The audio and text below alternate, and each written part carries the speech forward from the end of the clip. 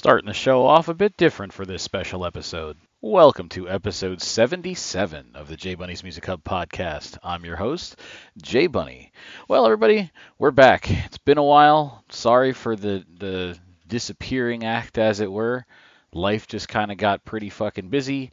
Was still sending out emails, trying to get interviews, not having so much luck with that. Although there are things in process, I suppose we could say. There are a couple of tentative plans for future shows, so still working on it. Again, sorry for the disappearance, got real busy, but we're back today. Charlie Corletta is returning to the show, and we're talking about the Pantera Reunion or tribute or whatever you want to call it. I had this idea after seeing the show myself and just having such an experience, such a great time, and really wanted to just share my opinion. I had thought about maybe doing it as a writing, and then I was like, oh, fuck it, I'll do it as a podcast. And then I put it out there to social media to see if anybody else was interested. Charlie said he wanted to join in, and so he's back on the show. Like I said, we're talking about Pantera. We're going to just get right into it. I'm not going to waste too much of your time here. Hope you guys enjoy the conversation with me and Charlie talking about Pantera. All right, what's up, everybody? It is J-Bunny. I am here at home on Skype. Charlie Corletta is joining us on the show again today. Your third or fourth time on the show at this point? I think this is the fourth time, dude. I think this is the fourth time. Yeah. You were the first podcast I ever did with the silencer. You came by my home.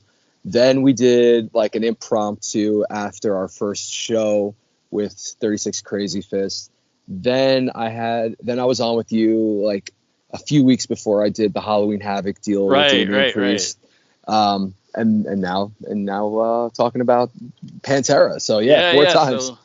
So this time it's not gonna be so much of an interview so much as it's gonna be sort of a discussion of, because we both recently saw Pantera on their comeback shows, and I've been seeing a lot of stuff online. A lot of everybody that went to the shows seems to have a positive opinion about the situation, and it seems like a lot of people that didn't go and have not experienced this iteration of the band live have something negative to say, whether it's like, well, Vinnie and Dime are gone, which is absolutely, like, that's a valid criticism. Other people want to throw it back to, well, Phil said this years ago and that makes him a racist, or whatever the case may be. I'm seeing some negative opinions out there in the world, and so I wanted to do this podcast.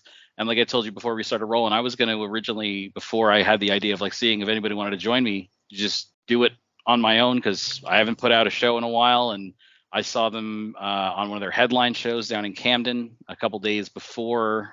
It was before the Metallica show. And I know you went to the Metallica shows, but it was just such a great time. And it was such an awesome celebration of what the original, we don't even say the original, but what the most well-known lineup of the band was, and the members that aren't with us anymore, Vinnie and Dime, prominently featured in the video packages and on Charlie Benante's drums and everything.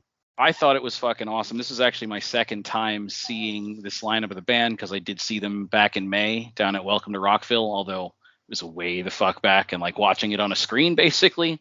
Whereas when I was in Camden, I was pretty close. I was like 26th row, which, I mean, 26 doesn't sound like a small number, but you're pretty fucking close. Yeah. No, man, I'll tell you something, just to tap into what you first said about the feedback from the general public. Yeah, there's two sides of the coin, two sides of the dime, if you will. There's those who support what's going on and believe in it and are taking this as a celebration of a legacy. And that's how it's being marketed. That's how it's trending on social media. This is a tribute to a legacy that so many different generations have never experienced. And the fact that you have Phil, the fact that you have Rex, and you have Dime and Vinny's close friends of Charlie Benante and Zakk Wylde, like, that in itself is just such an awesome concept. I understand people not wanting to celebrate this because they're calling it Pantera, but like, in all actuality, dude, you saw the show. I saw the show. I got to actually see the headline show in Hershey Park the night after Metallica, and we'll dive into that. But first off, they do the brothers justice. They have the video packages. They pay tribute to them. They end up doing a version of Planet Caravan, which like I was in absolute tears when I saw that. And then they're doing right by the material. You know, I know there's some guitar purists out there who are like, Zach's taking liberties with the solos, and you know, I think he crushed it, man. And yeah, maybe he took a little liberty here and there, but that's Zach Wild. And like, I'm sure that like if Dime were here right now, he'd have no problem just knowing the relationship they have and how open-minded the guy was when it came to his friends and music. I don't think he'd have a problem at all with what Zach's doing with the material. And, you know, I heard a couple people say it best this past weekend. It was like, if you like it, come celebrate. If you don't like it, don't fucking go. Right. And like, you know, and then it's plain and simple. Like, there's too many critics online. There's always going to be someone who's going to put a negative spin. And I'll tell you what, dude, Phil was on the money. Like, you could tell he's cleaned up his act. You could tell that he's got some newfound power, if you will. You know, he's definitely got like a new sense of life to him. He seemed so happy and positive on that stage. He sounded absolutely fantastic. I've seen Phil so many times over the years. I've seen him with Down. I've seen him with Pantera a number of times when I was a kid. And this was the absolute best that I ever heard him in terms of how well he was able to control his voice. And he just had it together, you know. And yeah, he's made some really dumb mistakes and he said some stupid shit. But I'll tell you what, man, not to defend any of that, because, you know, some of the stuff he's said in the past and has done was really outlandish. But he was under the influence, man. And I come from the point in the state of mind where, you know, when people are that messed up and they're getting wasted like that, they're going to make mistakes. And, you know, maybe deep down there's a really good person. Maybe deep down there's a heart of gold. And, you know, what matters is how they are able to learn from their mistakes. And, you know, Phil says it best in Down: learn from my mistake, learn from this mistake. And I think it's pretty evident in the last couple of weeks here with these tours that he's absolutely learned from his past and his mistakes. And it's been an absolute honor and a pleasure to see this in the flesh. Oh man, it was so good. So good. I'm wearing my Pantera hat right now, like totally marking out being a fanboy. It's been a roller coaster of emotions the past week. You know, I never thought in a million years, you know, because there was always this talk of like, what if we got like a Pantera tribute together? Who would play the parts? Right, you know? Right. Yeah. From pretty much from the time that Dimebag got killed, that's been out in the, you know, I remember it seems like everybody kind of came to the same conclusion around the same time of like, Zach's the guy to do this. And I think it's kind of funny that there was an interview at some point with Rex within the last few years before they announced that they were doing it, where he's like, if we ever did that, it wouldn't be Zach. Right. And then it was Zach anyway. And there was sort of no explanation as to why there was, you know, what changed in his mind or whatever. But going back to what you were saying about Phil, I was actually just sort of looking around at my Facebook the other day, and I was going through to see if there was any just info on my profile that needed to be edited. And there's like a whole section on my Facebook that I forgot was there in like the about of, it's called favorite quotes. Yeah. And I guess I'd put a bunch of these up over the years when I first got Facebook, you know, fucking 15 years ago or whatever. And one of the ones that's on here is a quote from Phil. And I don't know when he said it. Like I said, it must have been a long time ago. But it says, "I know that everything I did yesterday is etched in stone, but it doesn't faze me. All I can do is the right thing today." Yeah. You know, and it seems like, you know, yeah, again, like you said, he said dumb shit. He's done dumb shit. Who hasn't? You know, maybe not as dumb of shit as he has done or said, but everybody's made their mistakes, you know, and all you can do is learn from it and move on. And I really think that, you know, this whole Pantera, and you know, a lot of the other thing that, you know, again, not to keep focusing on like the negative shit people are saying, you know, the other thing is like, well, you know, Vinnie never wanted this to be a thing. He always said no, and then as soon as he's dead, now they're doing it.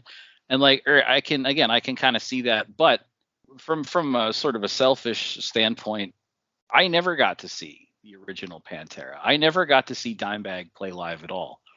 Yeah. In fact, on the tour that he was killed with Damage Plan, I had wanted to go see them in New York City, and my girlfriend had said, you know, we were like living with her mom at the time, and I was doing a lot of shows, and she's like, you really gotta like stop going to so many shows, and we gotta save some money so we can get our own place because living with my mom sucks. And so when Damage Plan was coming around, I was like, man, I really want to go. I really want to go see Dimebag. And she's like, you gotta cut back a little bit, and there's always gonna be a next time. And then like a week later, he got killed. Yeah, dude. The same thing happened to me with Chris Cornell in Soundgarden. We were supposed to go to Rock on the Range, and I think these types of situations, what they do is they open our eyes to the fact that, again, I'm gonna quote Pantera all day today. Yesterday don't mean shit, right? Like there might not be a tomorrow. This might be the only time that you get to experience something, and if you have the means and you have the time, take advantage of it, especially if you're a fan. And it's so tragic what happened to Dime and what happened to that whole crew on that Damage Plan tour, and it's so heartbreaking to know that you had a chance to see, in my estimation, one of the greatest of all time, and that didn't come to fruition. So for someone like you've been licking your chops for years to be able to celebrate at least the life and memory of these guys in a live setting where you feel like you're part of a community and you feel like you're part of a family. And you know what, man, that's what this felt like this weekend between the Metallica shows on Friday and Sunday, and then the Hershey Park gig where we saw them headline with Lamb of God on Saturday. The overwhelming sense of community and belonging and celebration, it felt like we were part of like this historic moment in time. And I don't expect the casual fan to understand that. At the end of the day, like, you got to be a lifer when it comes to this band. You got to be a lifer when it comes to their music and the scene that they cultivated so many years ago. And it's awesome to know, Jay, that like you had the opportunity to actually celebrate this music and celebrate this legacy. And I know there's people who are like, well, maybe you shouldn't call it Pantera. Maybe you should call it Pantera Tribute, or, like Far Beyond Pantera or whatever the hell. But like, Yeah. Dude, this is Pantera. Like Pantera was more than just the band. It was more than just the music. Watch all those home videos. Watch Pantera 3. Watch Vulgar videos. Watch the Cowboys from Hell videos. There was such an overwhelming sense of family there.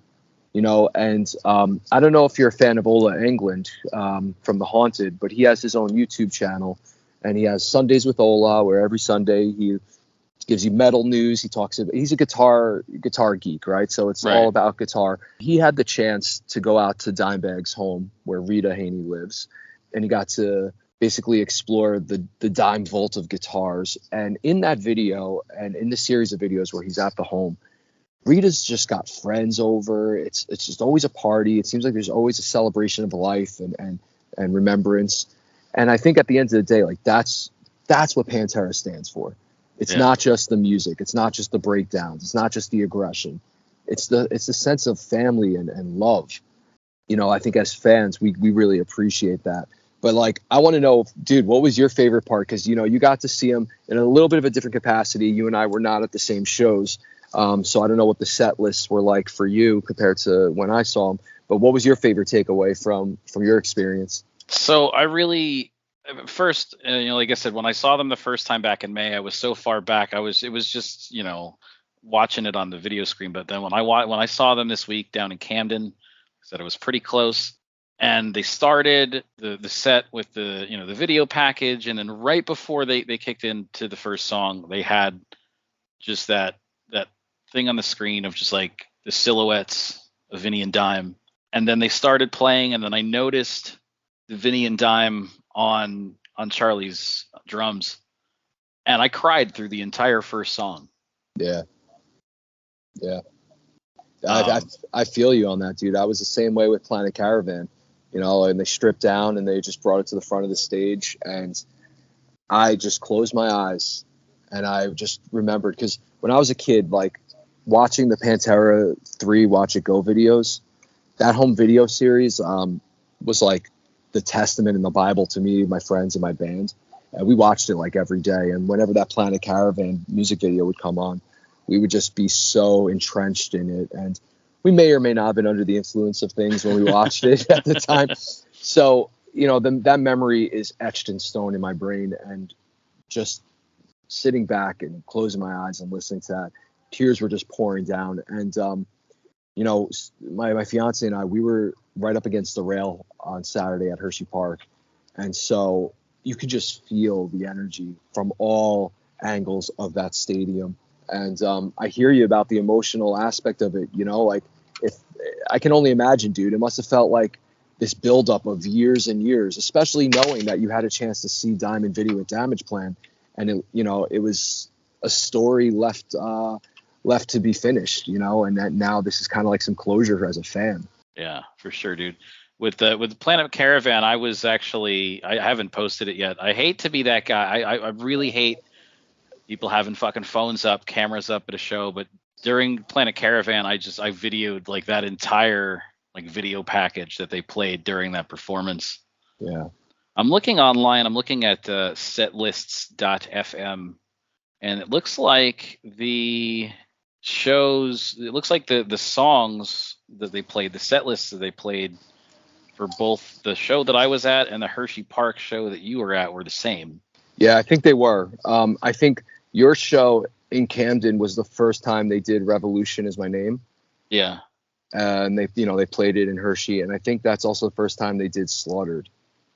I think. Yeah, so I think the set lists pretty much were the same. I'll tell you what, man. One of the reasons too that we went on Saturday. So to give you a backstory, we got the tickets for Metallica for Friday and Sunday, no repeat weekend.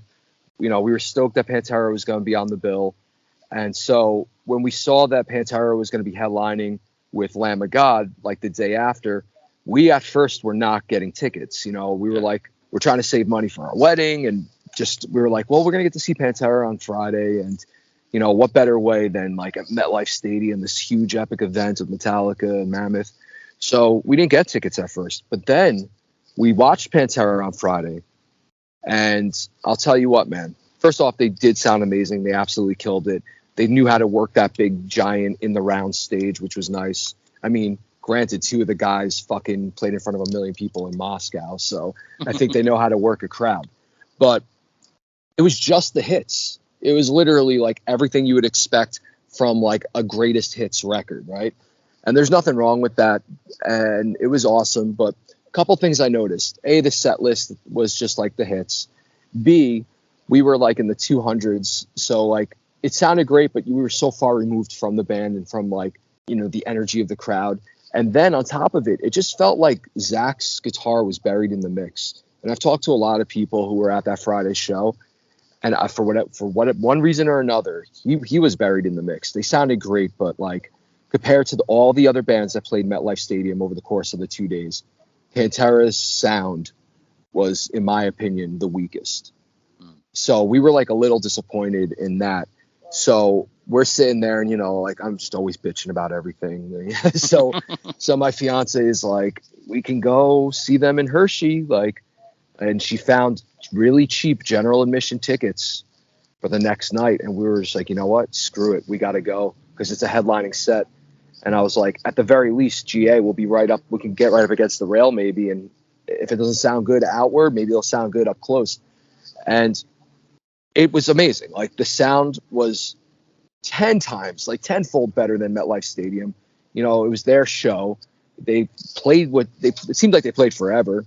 They played songs that I've always wanted to hear, or songs that I haven't heard since I was a kid. And again, just that feeling of connection. And, you talk about being the dude who doesn't want to break their phone out in the show. I was like, this may be the only time I ever get to experience this. So I didn't take videos, but I snapped so many photos, and like, I think they're like the best photos I've ever shot because I was just so like in the moment connected to this thing, to the point where I think I'm going to like start framing a bunch of them because they were just like, I'm so proud of like the photos that came out and having this memory. But yeah, dude, the headlining show was fantastic. I think my favorite part for me was just that feeling of like, we're involved with something big here. Yeah. And I don't expect everyone to get it.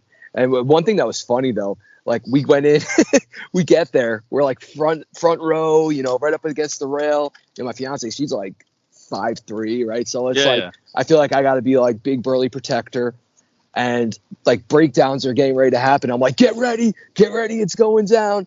And then I look around, I'm like, oh wait, everyone's like 40, 50, 60 years old. And like the pit was nothing like it was when I was a kid. When I saw Pantera with Morbid Angel and Slayer, it must, what was it, 2000? 2000 or 2001. My buddy Andy went to that show. Yeah, so they did two versions of that. I think they did was Roseland or Hammerstein, and then they did the arena circuit. So I saw them both times. But in the arena circuit, what ended up happening as soon as Pantera hit the stage, the crowd was running from the bleachers, from the 200s to 300s. They were running down the aisles, jumping over security, pushing security over to just push through to the general admission, and no one stopped them. Cops didn't come in. The show wasn't stopped. It was like par for the course back then, that you knew when Pantera hit the stage, things were going to get lit up. Yeah. And so that was my last memory of being in a crowd for Pantera. And so, come full circle, the show, I was like, oh, get ready. And then like, it was just like, all right. I've been in like pop punk pits that were more extreme. But see, for me, I had seats, and I think part of it, I mean, first of all, at the whatever the fuck the venue, they keep changing the name of that venue, the Freedom Mortgage Pavilion down in Camden. Sure. Whatever bank owns it now. Yeah. Like, I had they had that pit area in the front, but I had seats, like row Z seats. But I'm older, and I got a bad fucking back. Like, I can't really do. You just proved my point, Jay. Like we took the kids the week I came back from Welcome to Rockville, where I saw Pantera there. Casey and I took the kids to the city to see Ailstorm, the pirate metal band. Yep. And it was at what the fuck was the name? It was at Irving Plaza. Yeah. In New York. And so we had gone. Casey and I had gone like a month before to see the Static X and Fear Factory show there. And I didn't realize when we had bought the Ailstorm tickets that it was there, because every other time we've seen Ailstorm, it's at Gramercy, and Gramercy's got those seats in the back, and the whole place is GA. So if you want to sit down, you can just sit the fuck down. So we bought the tickets, and then I was like, shit, it's at Irving Plaza. And then when we saw Fear Factory Static X, I was like, this is going to be interesting to have the kids here. So then when we were at the Ailstorm show, like the whole time we're just trying to make sure that like the 12-year-old doesn't get crushed. Well, you succeeded. You did a good job. The family seems to be alive and well. Yeah, man. But you proved the point, right? Like, I'm 40. I'm going to be 41 in October, and like, I could still go hard, but like for like 5 minutes, and then like I need like a 20-minute break. And I think like that was like the general consensus. One thing that was really cool, there was like a kid, must have been like 15 years old, that was there with his dad, and Zach's just throwing guitar picks out left and right during the songs, and then they're giving out the set list. And at one point, I think before the show, he's like, dude, I'm so amped. I could play every Dimebag song note for note on guitar. Guy's my hero. I can't wait to watch this. And then Zach throws the pick. It like lands close to him. And then like someone gave the pick to him because they saw how excited. So it's like, there's this bond of like, hey man, we got to pay it forward to the next generation and kind of keep this music alive and keep the spirit alive. So, I'm very hopeful. That I'm the GM for a school of rock here in Jersey. So actually, a lot of the students from my school, they were at the Friday Metallica Pantera gig at MetLife Stadium, and I asked them, I was like, "What'd you think?" And everyone was just like, "Oh, so awesome!" And these are kids who are like 16, 17 years old, and they're still growing up with Pantera just like we did. So, I don't think there's the train ain't stopping anytime soon for the music and the bands. One thing I definitely want to share with you, though, that was just a religious experience. We talk about like the emotional experience of being in the crowd and gearing up for the band to play and the Planet Caravan thing. More emotional than that was the fact that on Saturday, Dimebag Hardware, Dimebag Guitars was out with Rita Haney. And so they had the whole merch booth and tent set up. They had Dime's original Dean from Hell on display. They had the Dime Slime on display. They had the Reinventing the Steel Diamond Plate Stealth on display. They normally have the Primal Concrete Sledge ML, which he used in Moscow and in some of the Cowboys videos, but they didn't have that on display. So I was a little bummed about that. But with all that being said, we had met Rita one time when we went out to NAMM, the NAMM convention in California about 3 years ago. And we talked to her real briefly. And there was a real religious experience because we had seen Black Label perform. They did an after party for the NAMM convention. So it was just Black Label Society. And it was like you had to have like either get invited to this or had to like win tickets through a sweepstakes. We ended up running to the EMG pickup booth at NAMM and we're like, dude, how do we get into this show? And the guy's like, don't tell anyone I did this. And he gave my fiance and I 2 tickets. So we end up going to the show. And this is a long story, so sit back. Yeah, so my fiance. I forget, we went 2.5 hours the first time. Yeah, dude, I know. I never shut up. So my fiance Sam, at one point during Black Label's set, she's like, "Oh, I just wish I could sit down right now because it was all GA." So she says that, and I shit you not, dude. Like 2 minutes later, and Zachy, my old drummer from the Silencer, he was with us too, and he can attest to this. Not more than 2 minutes later, a dude comes by with 2 chairs and just places them in front of her. This dude was not like around us, right? He just like came out of the blue. You didn't hear her say this. So now there's 2 chairs. She's like, holy shit, this was awesome. So she sits down. A minute later, Zach has a tapestry of Dimebag and Vinnie draped over his amps. So now he's getting ready to do like In This River and just like pay homage to them. So Sam's sitting, I'm still rocking out. And then out of nowhere, you know, Zach loves to like walk through the crowd and solo. I've seen him do this with Ozzy. I've seen him do it with Black Label. He walks right up to those 2 chairs that the security guard had placed in front of us. Now, a member of his BLS crew parts the entire crowd. And so now it's just me and Zach. Like, I'm not shitting you, dude. I got pictures of it and everything. They even pushed my fiance to the side. Zach jumps up. He jumps up on those chairs, stands right in front of me and just starts shredding and soloing. And it was this like religious experience and moment because like I felt like I was wearing a Dimebag hoodie at the time, and I just felt like there was this message or connection there. So he gets done soloing. He gets down from the chairs. He bumps my fist and goes, "You just got a lesson in shredding," or something to that effect, and walks away. And I was like, first off, does this guy even know I play guitar? No, he doesn't know me from, you know, I met him one other time, like when I saw them, I was on stage for them back at Ozfest 05. He made me drink with them, but there's no way he remembers me. Yeah. Right. So now I'm just like all choked up. I was like, that was the most like insane experience. So then we run into Rita Haney after the show. She's actually hanging out with Jose's wife, Melissa, Jose Mangin's wife. Yeah. So I go up to her, introduce myself, I introduce my fiance. Melissa knows us from Jersey. You know, I hadn't seen her in like forever. So I tell her about this whole experience of Zach doing this. And she noticed I had the Dime hoodie on. She goes, honey, that was meant for you. Dime did that for you. And I was, you know, I told her I played guitar. And I started fucking crying, man. I was like, holy shit. That's what I was feeling in that moment. I was like, I feel like I'm in some weird connected space with this guy. And, you know, it could just be the fan in me, like overthinking things, but I really felt a sense of like connectivity. So that happens, right? Now, fast forward, we run into Rita on Saturday, and I remind her that that's how we first met. And then I start talking to her, and my fiance starts talking to her, and she's like, how else do I know you?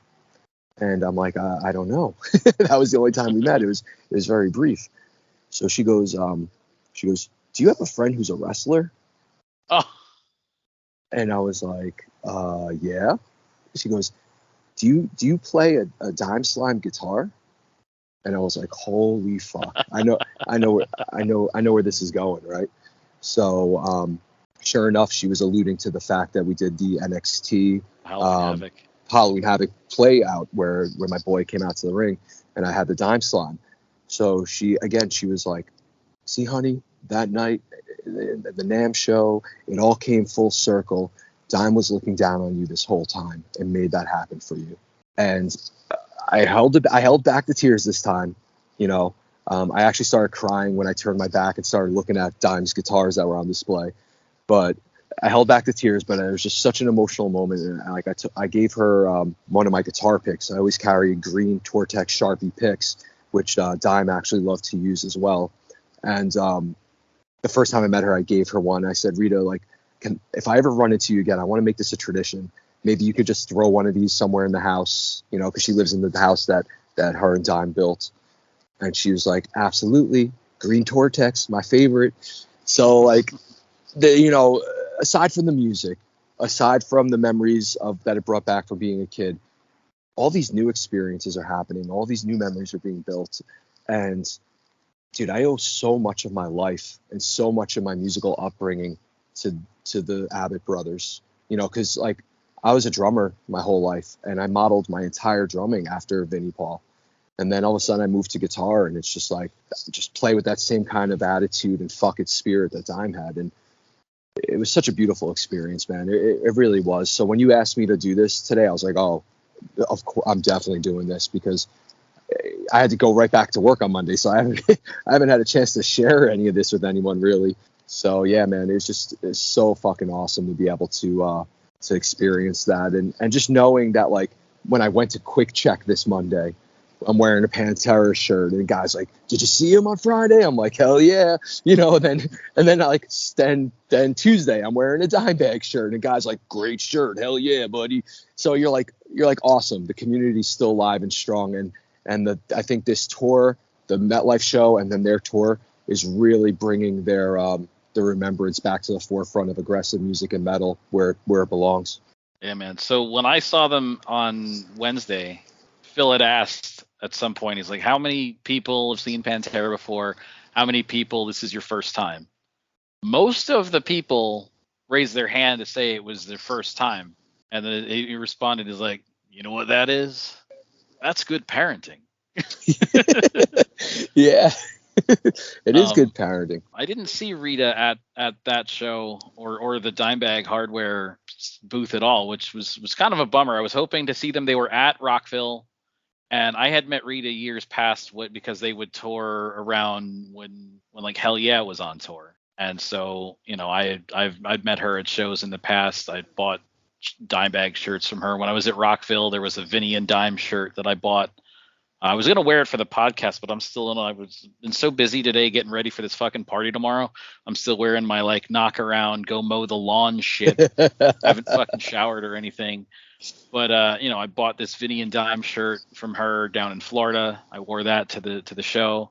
You know, and then you had mentioned Jose, and you mentioned that, you know, on this tour it was the first time in a while that they've played Revolution Is My Name. Oddly enough, just sort of the way that I came into metal and heavy music, I came into it a little bit later. Like, you and I are about the same. You're about a year older than me, but like when I grew up, my parents were into like pop music and like country music, and so I didn't really get exposed to much other than that until like middle school, high school, you know. And then when I was in middle school, everybody was, you know, it was all about like the new like metal. No, it was like middle school. New metal was like high school, but like middle school or early to mid 90s was all about like Green Day, Offspring, Yeah. a little bit of Nine Inch Nails was like most of what people seemed to be into. The first Pantera song I ever heard was Revolution Is My Name, because that was getting airplay on K-Rock back when, you know, K-Rock was still a thing. And so that was the first Pantera song I had ever really heard. And then when Jose used to live in New Jersey, anytime that song would come on, because he was always at fucking Dingbats.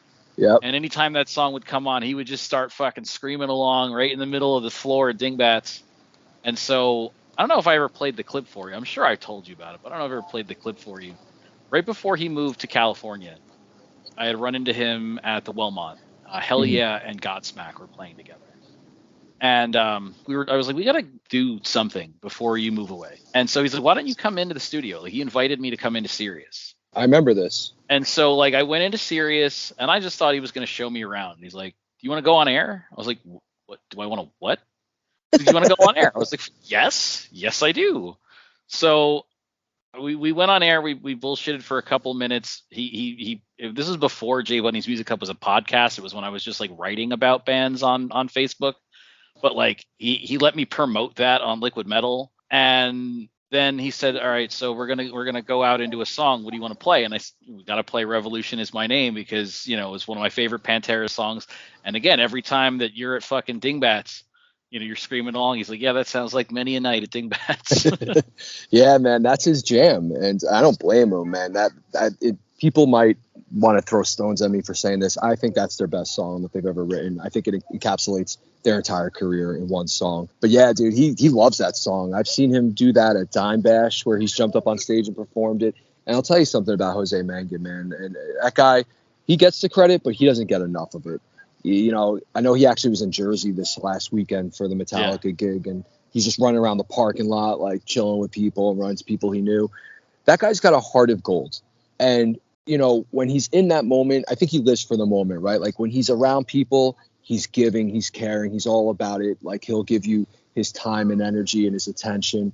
And, he came into Jersey at a time where the scene was starting to fizzle a little bit. I mean, there was a big burst in the scene, but you can also tell maybe it's starting to fizzle. And he gave it a new sense of life. And he would be at Dingbats every, Heart Attack Thursdays. And so he'd be there every Thursday and doing his thing and showing love and support for all the local bands and becoming part of the scene while he still got this high profile gig at SiriusXM. And he's another one, man. He keeps the Abbott brothers' name and spirit alive. Oh, yeah. And I don't know. I'm going to go one step further. And I'm going to say, I don't know if this Pantera Legacy Tour happens without someone like Jose in the mix, because he was so instrumental at bringing to life these Dime Bash events and these Ride for Dime events.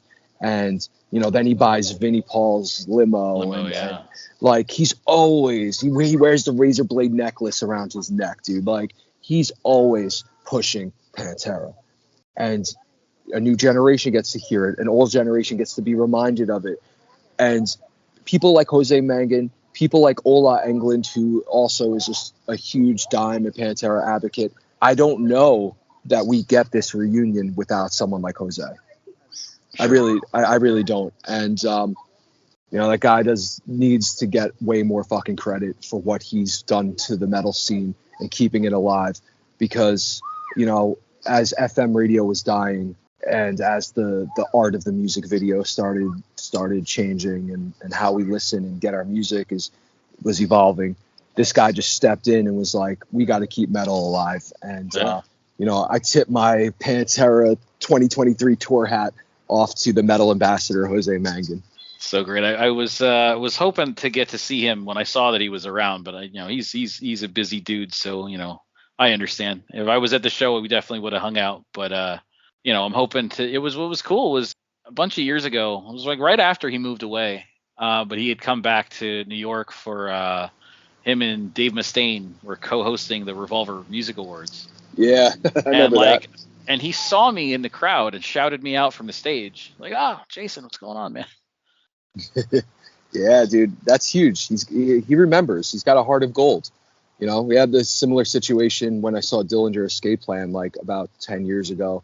11 years ago. It was their final tour. It was their last stop in New York. And I'm upstairs in the VIP. I'm talking to Monty Connor from Nuclear Blast. He used to own Roadrunner. Right. And Jose just walks up. He walks in and he goes right up to Monty and he's like, "You know who the fuck this is?" He says this to Monty, not me. He goes, "You know who the fuck this is? Will Kilmore." He's like, he's like fucking Julius Caesar. And Monty's like, I'm well aware of who he is.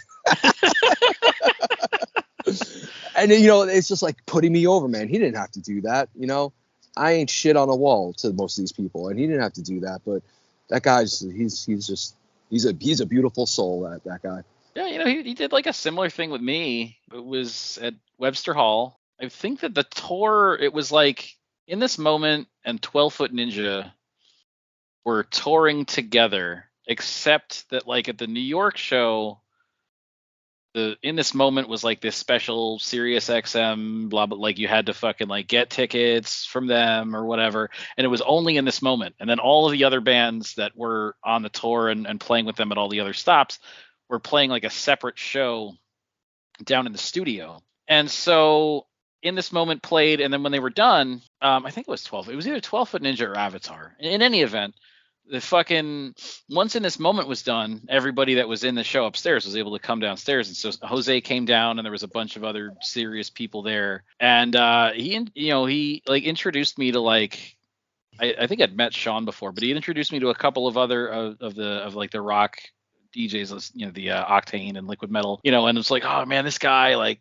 like telling them the story of like how he and I like got to know each other from running into each other at shows all the time, and me always wearing a Dimebag shirt, and how like that's how we bonded and shit, and like, as if I mattered, like as if they're gonna give a shit, like, I'm just some dude.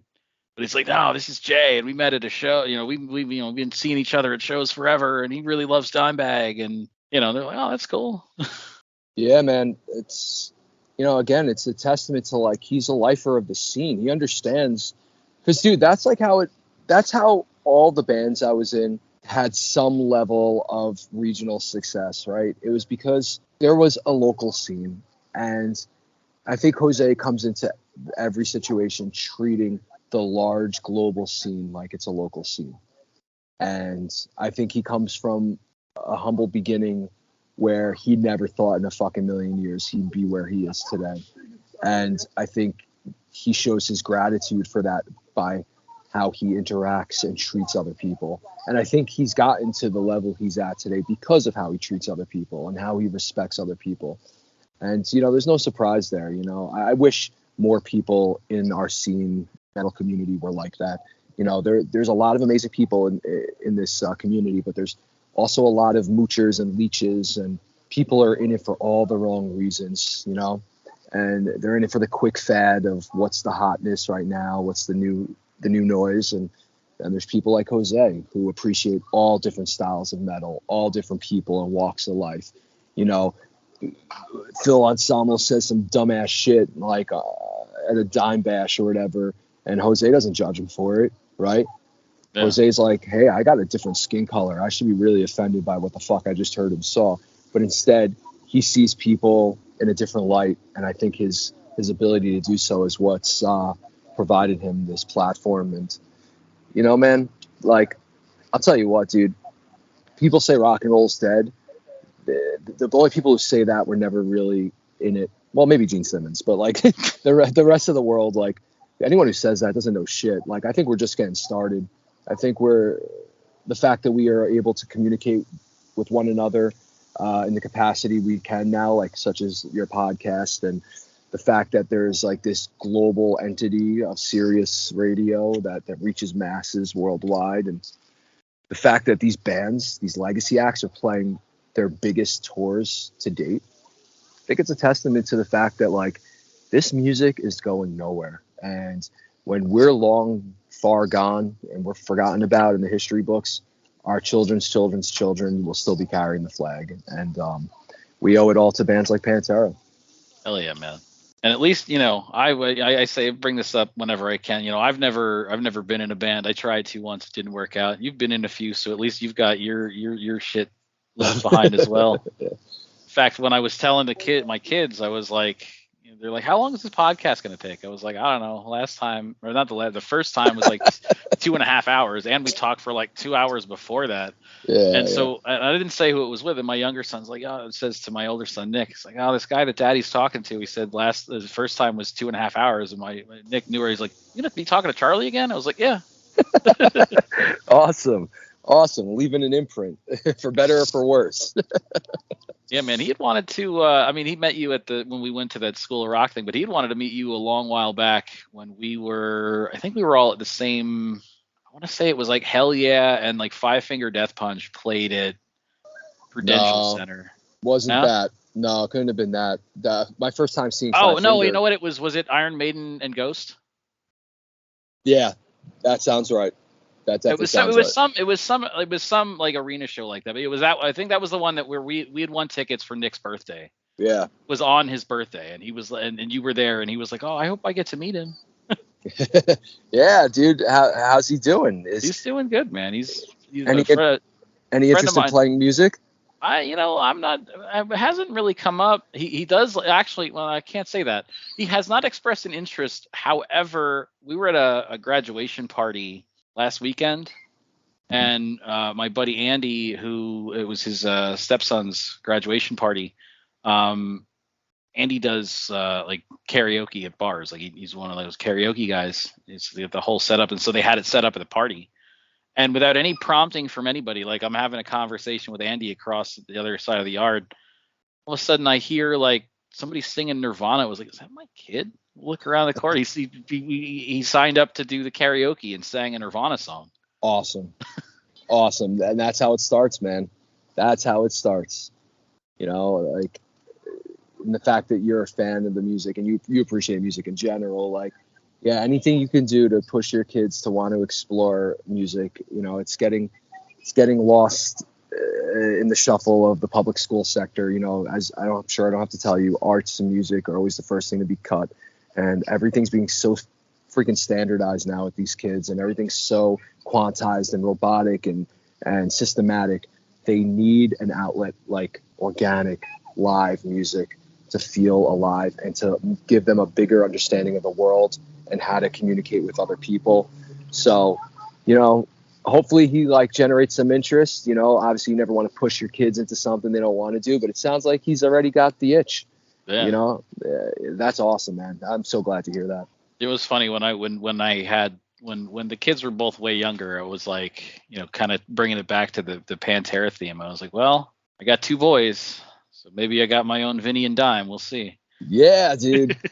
Van Halen, as the brothers would say before they go on stage. Van Halen. You know, like that's the dream, man. You get siblings who can start a band together and take over the world. That's, dude, preach it to them. See, you lead them to the water. See if they drink it. You know. Yeah, man. But my younger son, he's actually gotten really into, you know, sort of not in music, but in just the arts in general. And we have no idea, like, he just can draw real well. And Casey and I are both like, neither of us can draw worth a shit. Like, where is this coming from? He's got it. You know, you listen, you know, you gravitate to this music and to this style of life for a reason. You know, somewhere in your genetic pool, there's a love for art. There's a love for music. And so maybe you just were never given the opportunity or really explored it to your fullest potential, or maybe it skipped a generation, but now they're getting it, you know? Yeah. Well, see, with me, with the because you know how I am, going to shows, supporting the scene and everything. And a lot of that, I would say, came out of the fact that when I was like a teenager, every time I wanted to go to a show, like I would ask permission and my dad would say, no, I don't want you to do that. The music sucks. You're going to get hurt. You're going to get killed, this and that. Yeah. It was always, you're going to die in a mosh pit. You're gonna die in the mosh pit. Thanks, pops. And so I never went to. So then, like the first time I went to the first show I went to was Weird Al, and that was like my parents were like, "All right, it's Weird Al. That's hardcore, man." But that was a great. Weird Al was fucking great. But then my first rock show was 2001. It was Godsmack, Deftones, and Puddle of Mud as the opener. Nice. And I just bought the tickets. My girlfriend at the time, and my best friend at the time. And I was like, oh, this Godsmack show's coming up. My dad's like, no. I was like, no, I wasn't asking permission. I'm just letting you know where I'm going to be.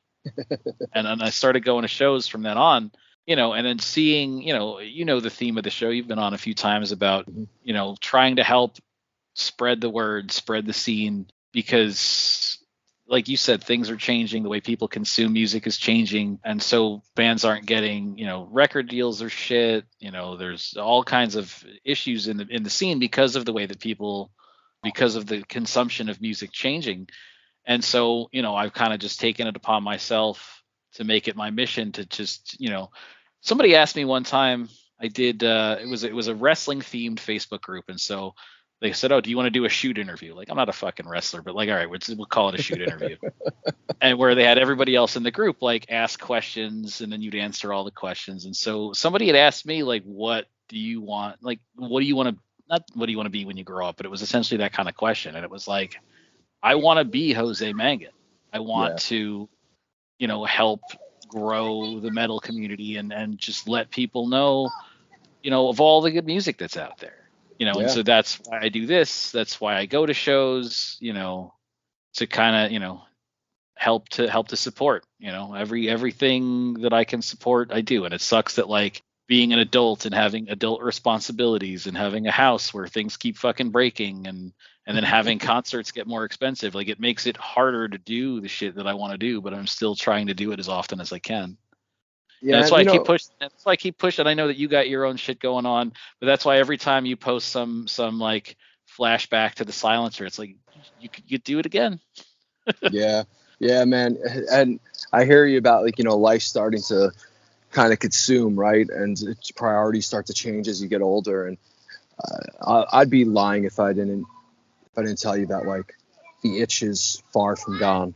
Like every waking moment, while my priorities, my career and with School of Rock right now, every waking moment, I just feel like I'm abandoning a part of my life that there's still work to be done. Like I feel like there's still work to be done, but like then like I start second guessing myself. I'm like, I'm 40 years old.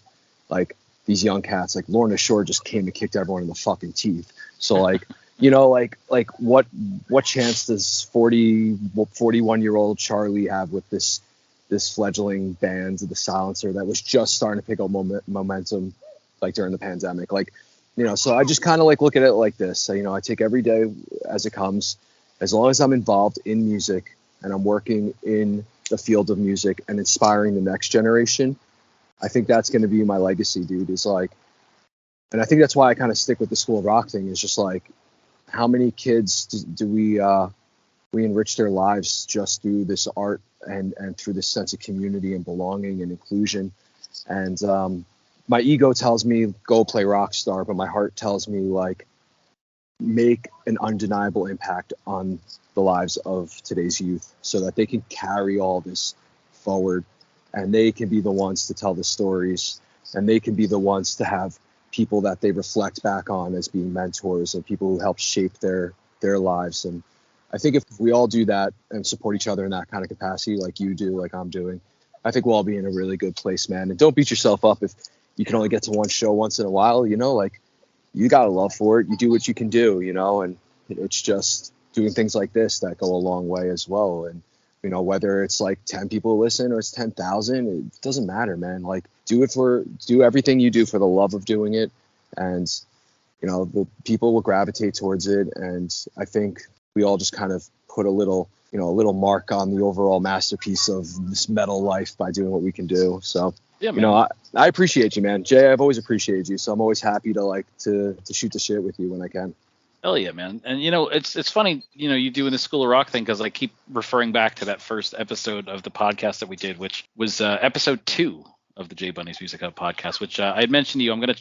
I've started getting stuff together to put the back episodes on Spotify and make playlists and stuff. I just have to, that one, like I said, being that it was 2.5 hours, it's going to be an undertaking to listen back to and make note of every band we mentioned and every song we mentioned to make the playlist. But even back then, you had talked about, it was in a different form, but you had talked about maybe moving down south and like opening up your own school. And so you had always had, as far as I've known you, you've always had this desire to do what you're doing, even though you had the band and you were involved in wrestling and all the other things that you were doing. It seemed like you always wanted to do what you're doing now. Yeah. Yeah. I guess like it's funny, like looking back, I guess now you bring it up, I guess I was always kind of putting it out there into the universe, right? Because I wasn't sure where my live music would take me or how far it would take me. And it's taken me amazing places, like really far, beyond my wildest dreams, right? But I guess I always, like, in the back of my mind, I was like, all right, cool. Like, well, when that roller coaster ride ends, like, then what? The last thing I wanted was to be one of these guys who had to go and fucking shovel shit, Yeah. And, like, oh, he was, he played the rock star until his 40s, but then what? So, I think I always had this passion for wanting to give back. And so, yeah, it's funny you mentioned that, because, like, now that I think back, yeah, I was putting it out there in the universe, trying to make it a thing. And that was 6 years ago. Yeah. Holy shit. Dude, time flies, man. It absolutely flies. But yeah, man, I just sitting down here by the pool with my fiance while we jumped on this call. Yeah, I noticed the reflection in your shades there. Yeah, enjoying some nice weather while I can get it, because it's been a rainy summer. But yeah, dude, I appreciate the time. I really do. I appreciate the fact that we're able to share our experiences with a band that we love so much. And it's funny when you brought up the idea of Jose always being like, Jay's always rocking Dime shirts. That's how I first like remembered you too. Like just coming to shows, like you always had that Dimebag like tribute shirt on, with the flames, and he's like in the middle, and yeah. So I'm glad that we could share in our love for the Abbott brothers. Yeah, man. What's funny is I started doing that before I even had the Dime shirt, and before Dime had gotten killed. Like first couple shows, like the first rock show I went to was Godsmack, and I wore a Godsmack shirt, and everybody's like, "Oh, you're not supposed to do that." I was like, "All right, fair enough." Do whatever the fuck you want. Do whatever you want. Well, so then when I went to Oz, the first time I went to Ozfest, I was like, I'm gonna wear a Pantera shirt, and my thought process at the time was, if I wear a Pantera shirt to Ozfest and somebody notices, maybe they can get Pantera to get back together. Nice. Like if somebody important, fucking Ozzy or Sharon or somebody that can make it fucking happen. Right. And so I started wearing Pantera shirts to shows, and then when Dime got killed, I got that shirt that you were just talking about, and I've always worn, for the most part, that or some other Dimebag or Pantera or Damage Plan related shirt to almost every show I've gone to. Yeah, that's funny, man. Like if someone notices, maybe, just maybe, they'll get Pantera back together. Like that's amazing. That's an amazing concept. I still remember, dude. I'll never forget the day that shit happened with Dime. One of my good childhood friends called me up, and I was going through, like, I was in a weird like situation in my life, and I had to like just get out of where I was like just staying, and so I went to this gas station, and I was like talking to this gas station attendant that I like befriended, and I got the call, and my dude's just like, dude, Dime just died. Like, I was like, what the fuck? And it sent shockwaves because I was kind of, I don't want to say close, but I was acquaintances with like the Shadfall guys, with like Brian Taylor, and I knew that they had just been touring with them, and that was a whole other like culture shock when that all went down. But all we can do now is, again, do shit like this, go and support them when we can, keep the memory alive, put it out there in the universe that this band was undeniable, and we should continue to celebrate their lives, and treat them like the metal Beatles or something. And yeah, dude, with me it's funny because they say that like certain things, you have certain generations, you have the things that you remember, for a lot of people our age, 9/11, older people, JFK, whatever, right? But Dime, I still remember exactly. I was in college. I was at a community college, and I was taking a science class. And because it was a science class, there was lab time, and so it was twice as long as any other class. So the teacher would give us a break halfway through. And so I'm on my break in the middle of this science class, and I run into my friend Pat in the hallway. He's like, "Man, did you hear what happened to Dimebag?" I was like, "No, what are you talking about?" He's like, "He died. He got shot." I was like, "What? No, that can't possibly be real." And so instead of going back to class, they had computers all over the cafeteria, so you didn't have to go to the library if you wanted to just surf the internet or whatever. So I went to the fucking cafeteria and jumped on one of those computers, went to Blabbermouth. I was like, fuck, this actually really happened. And like, if at first I still didn't think it was real, because like it almost read like the reason I didn't think it was real, outside of just it being so unbelievable, was that the name of the cop that came in and stopped the shooter, it didn't seem like a real name. Like, it seemed his last name was Niggemeyer. I was like, this can't be a real dude's name. This has got to be somebody just making a joke, right? Like, right. But then like I was looking at other news like someone using like the Southern Pride aspect of Pantera to kind of troll. Right, exactly. And I was like, this has got to be fake. But then I'm like searching other websites, and it's like, no, it's real. And then like I came home, and it was my grandma was like just watching some cable news channel, and it was on there, and like I was really bummed out. And she's like, "What did you like? Was this guy a friend of yours?" I mean, he wasn't a friend of mine, but I mean, I knew of him. I was a fan of his bands. Yeah. And then you had the fucking dumbass cable news people. Well, he went by Dimebag. Maybe he was killed because of a drug deal. Because of a drug, yeah. Fuck the media. Shut the fuck up. Yeah. Media's out of control. They always have been. They always will. But they say, like, only the good die young, and those who are here and meant to leave a lasting impression aren't meant to be here long. It's just what they do in the time they have. And there's no question, there's no denying that he is by far one of, like, I would say the top 3 most influential guitar players of all time. And like people might disagree.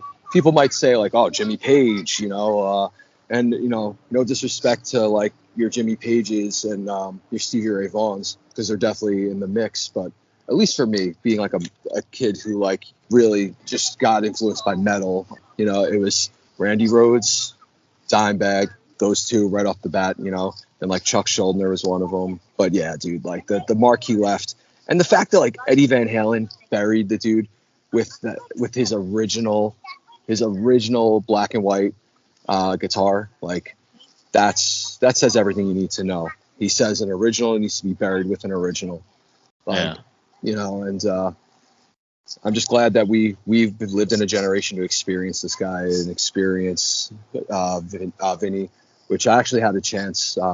This might be a nice way to close it out. I had a chance to meet Vinnie before he passed. Pretty like not too far before he passed, like pretty soon after. So In Flames was doing a run with Hell Yeah, and I want to say it was a Terminal 5. I might be wrong. It might have been like PlayStation Theater, but we always had all access, so we just walk around in the back, and fucking Hell Yeah is getting ready to go on. And I was like, this is my only shot to tell this guy what he meant to me. And like I looked him dead in the eyes. I was like, first off, I'm so sorry about your brother. I'm so sorry about everything you've had to endure in the wake of that. I was like, I want you to know, and I'm sure you fucking know this, people tell you this every day, the mark you left on me as a musician, as a drummer. I'm not backstage right now if it wasn't for you all those years ago and what you continue to do. And, the fact that I was able to meet fucking Vinnie, like that was, even if I never saw like a Pantera reunion or whatever, like that was some like nice closure for me on everything. I got to say my piece. And, I'll tell you what, dude, there's a spiritual energy out there when it comes to these brothers, and any chance you get to align yourself with anything Pantera, I highly suggest you do it. Go out to any event that you can, try to like rub elbows with whoever you can that's involved in the partaking of this, because I don't know, man, I think there's this energy that keeps us all connected. So, Yeah, man, for sure. That's definitely a good place to leave it off, and to sort of just circle back to what you said before, like, if you don't like it, like, then don't go. But yeah. I had a great time seeing them both of the times that I did. It was a fantastic show. Like you said at the top, very, very much steeped in, marketed as, a tribute. Yeah, they're using the name Pantera, but they're paying homage to Vinnie and Dime at every second of the show. And it's really, at this point, it's the only chance you're going to get, other than watching an old video, to see some form of the band live, and it's a fucking killer show. Yeah, everyone should go. And like, yeah, if you don't want to, don't fucking go. It's more room for the real fans. All right, man. Well, I want to thank you for taking time away from your pool time to talk to me, and hopefully we can get together sometime soon. Yeah, I'm always a call. I'm always a call, a text, a message away. You know where to find me, Jay. All right, man. Well, thanks, and have a great rest of your day. And again, thank you for your time. You too, brother. Give the love to the family. Will do, man.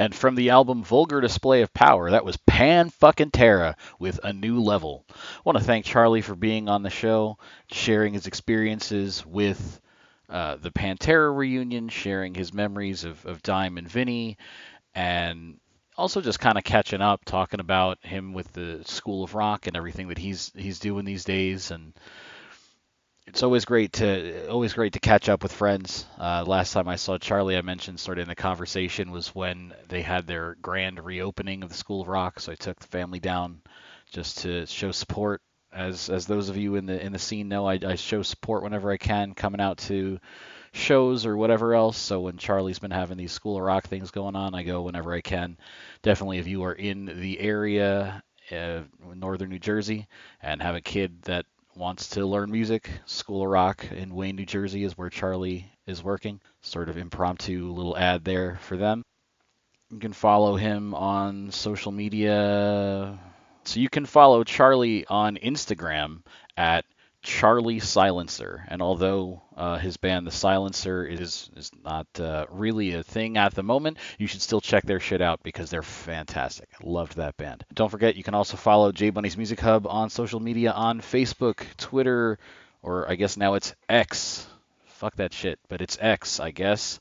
Instagram, just look for J-Bunny's Music Hub. We also have a Patreon still. It's there. Please subscribe. We've got TikTok. I'm going to try and make some sort of a TikTok video with some of the footage because I actually recorded this podcast on video. I got a video camera and Charlie was on his phone, so we got some video. We'll see what we can do with that on the old TikToks. I don't know. I'm old. I put out a call on my social media like, hey guys, I might want to do this thing on TikTok. Help. I don't know how. So keep an eye out. Might take some time. Also, started uploading the old podcast episodes to Spotify, as I mentioned in the conversation. We did the first one, which was with Chris Abbot, and made a playlist for that episode.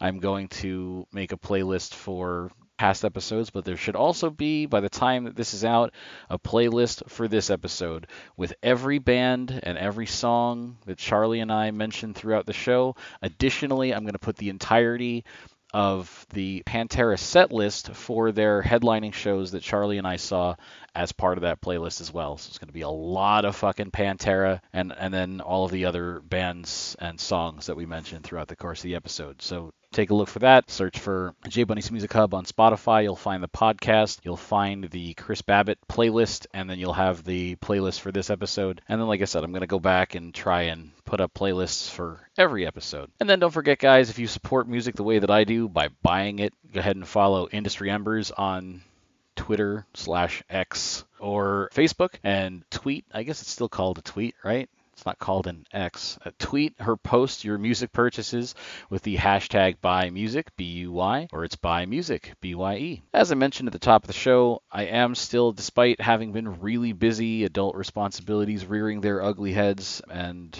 causing me to not have any episodes out for a few months, I am still sending emails and text messages, Facebook messages, all kinds of messaging to try and book some podcasts. I have 3 that are tentative, 1 that was scheduled and then I got kind of just ghosted the day of, touch base back with the person, and they said, I've been busy too, we'll figure it out. So that, like, the prep is done for that one. I'm just waiting for that person to become available. And like I said, like I always say, I'm not going to reveal the who until it's out. I also have some other messages out there just trying to find scheduling time. There's like just 3 different people that it's like, or 4 different people actually.